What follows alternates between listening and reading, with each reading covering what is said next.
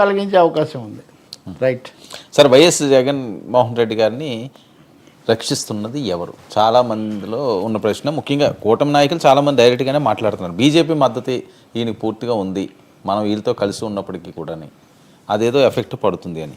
జగన్మోహన్ రెడ్డి గారు జైలుకి వెళ్తారని ప్రచారం కొంతమంది అంటుంటే, బెయిల్ రద్దు అయిపోతున్నది అని చెప్పి కొంతమంది కథనాలు. వర్మ గారు చాలా యాక్టివ్గా ఉండే కాస్త టీడీపీ ఫేవరబుల్ అని పేరున్న ఛానల్లో చర్చ చూశానండి. ఇందాక వాళ్ళకు ఫోన్ చేస్తున్నా. అక్కడ చాలా బాహటంగా అక్కడ అడ్వకేట్ ఒకరు ఆయన కూర్చొని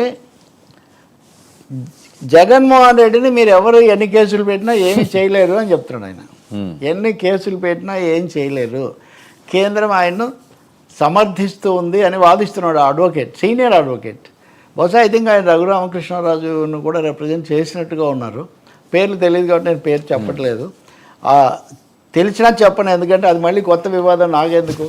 కానీ రఘురామకృష్ణరాజు కేసులో ఇప్పటికి కూడా సానుకూలమైనది ఏమీ రావట్లేదు. అంటే జగన్ మీద, జగన్ బెయిల్ రద్దు చేయాలి, జగన్ కేసులు తెలంగాణ నుంచి మార్చాలి, న్యాయమూర్తులను మార్చాలి. ఇది ఎంతవరకు పోయింది? నిన్ననే మన చర్చలో ప్రస్తావనకు వచ్చింది. అసలు కోర్టులను జడ్జీలను కూడా ప్రశ్నించే దగ్గరికి వచ్చింది, సిబిఐని కూడా ప్రశ్నించే దగ్గరికి వచ్చింది. దీంతో అక్కడ ఉన్నటువంటి ఇంకొక అడ్వకేట్ ఉన్నాడు, తరచూ యాక్టివ్గా ఉంటాడు మన మీడియాలో. ఆయన కూడా చెప్తున్నాడు, నిజమే, ఈ మాట అనడానికి పూర్తిగా ఆస్కారం ఏర్పడుతూ ఉంది అని అంటున్నాడు. ఎందుకు ఇంతకాలం పడుతుంది? 12 సంవత్సరాలు. కల్కటాలో ఆ ఘటన డాక్టర్ది జరిగితే ఆందోళనలు అయ్యాయి. ఇప్పుడు నిన్న అతనికి ఆ సంజయ్ రాయ్ అనేవాడికి యావజ్జీవ శిక్ష వేశారు. ఇదంతా ఇంత వేగంగా 2 మాసాల్లో ఇది జరిగి శిక్ష వేసే పరిస్థితి కూడా ఉన్నప్పుడు ఇది 12 సంవత్సరాల పాటు ఎందుకు సాగుతూ ఉంది? రెండోది, సిబిఐ కోర్టు, హైకోర్టు, సుప్రీంకోర్టు, వీటి మధ్యలో ఇన్ని క్వాష్ పిటిషన్లు, ఇన్ని డిస్మిసల్ పిటిషన్స్, డిశ్చార్జ్ పిటిషన్లు, ఇవన్నీ ఎందుకు అనుమతిస్తున్నారని. నిజంగా ఇది చాలా తీవ్రమైనటువంటి విషయం. ఇంకా దీన్ని కొంచెం ఎక్స్టెన్షన్తో కూటమి ప్రభుత్వం, అంటే కూటమికి నాయకత్వం వహిస్తున్న బీజేపీయే జగన్ను కాపాడుతూ ఉంది. జగన్ ఏమీ చెయ్యలేరు మీరు అని కూడా హెడ్డింగ్ కూడా. కాబట్టి ఇది నిజంగా చాలా యాంటీ క్లైమాక్స్ లాంటిది, అనూహ్యమైనటువంటి ఒక విషయం. అంటే రఘురామకృష్ణరాజు అంటమే కొంచెం ఆశ్చర్యము. పోన్లే, ఆయన ఏదో ఒక విధమైన ఆగ్రహంతోనో అసంతృప్తితోనో అంటున్నాడు అనుకుంటే, దాని మీద ఒక నెరేటివే బిల్డ్ చేయబడుతుంది. ఇప్పుడు ఒక నెరేటివ్, కూటమి అంటే కేంద్రం జగన్తో ఉంది, ఈ వాదన ఒప్పుకుంటే చాలా సమస్య వస్తుంది. అందుకనే తెలుగుదేశం నాయకుడేమో అక్కడ ఉన్నాయని లేదు, మీరు పొరపాటు, అక్కడ కోర్టులో జడ్జీలు ఎంతమంది ఉన్నారు ఏంటో మీరు అది చూడాలి, ఈ విషయాలన్నీ ఆయన చెప్తున్నారు. కానీ చాలా స్పష్టంగా ఇక్కడ ఇంకో మాట కూడా చెప్పాలి. అది ఇందాక లోకేష్ చర్చ వచ్చినప్పుడే నేను చెప్తాను. లోకేష్ చాలామంది అంటారు అంటే జగన్కు బీజేపీకి సంబంధాలు ఉన్నాయి, 5 ఏళ్ళు బతికిచ్చారు. పవన్ కళ్యాణ్ను చాలా బాగా చూసుకుంటారు, పవన్ కళ్యాణ్ ఎన్డీఏలో ముందు నుంచి ఉన్నారని.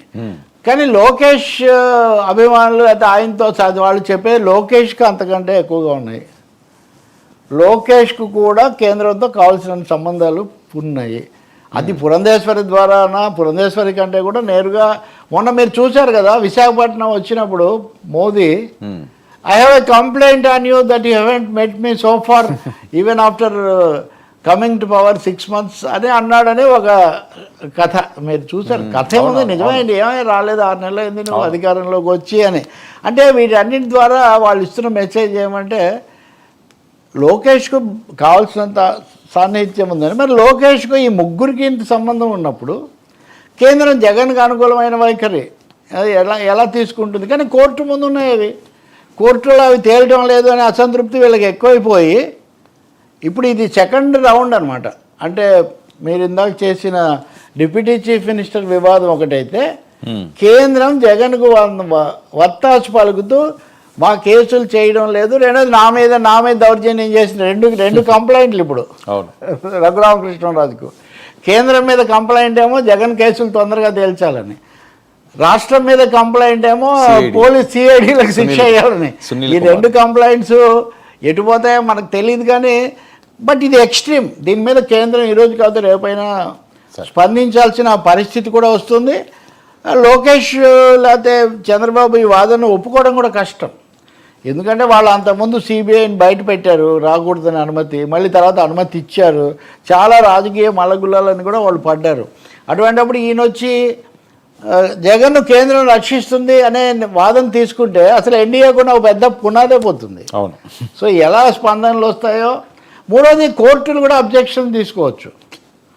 సిబిఐ అంటే సరే పంజరంలో చిలుక అని అప్పుడప్పుడు ఈ చర్చకు వస్తూ ఉంటుంది, అంటూ ఉంటాము ఇది వాళ్ళు ఉంటే వీళ్ళనని. కానీ జడ్జీలు ఎలా అంటారండి 1-2 సార్లు? అంటే ఏమన్నారు తెలుసా, కరెక్ట్గా అప్పుడే జడ్జీలు బదిలీ కావడం, జడ్జీలు అప్పుడే సెలవు మీద వెళ్ళటం, ఇవన్నీ యాదృచ్ఛికంగా జరుగుతాయా? ఈ భాషలో మాట్లాడుతున్నారు.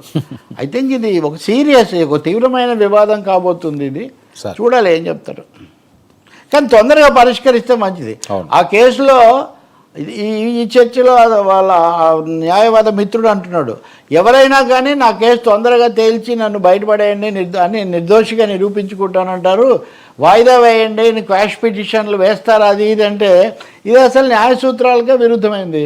ఇప్పుడు చంద్రబాబు నాయుడు గారు స్కిల్ డెవలప్మెంట్ కేసులో ఏమని ఆర్గ్యూ చేస్తున్నారు? ముందు వద్దన్నారు, బెయిల్ అన్నారు. ముందు ఎవరైనా అంతే కదా, కేటీఆర్ అయినా, రేవంత్ రెడ్డి అయినా, ఆఖరు నరేంద్ర మోదీ అయినా. నరేంద్ర మోదీ, అమిత్ షా కూడా కేసులు ఎదుర్కొన్నారు కదా.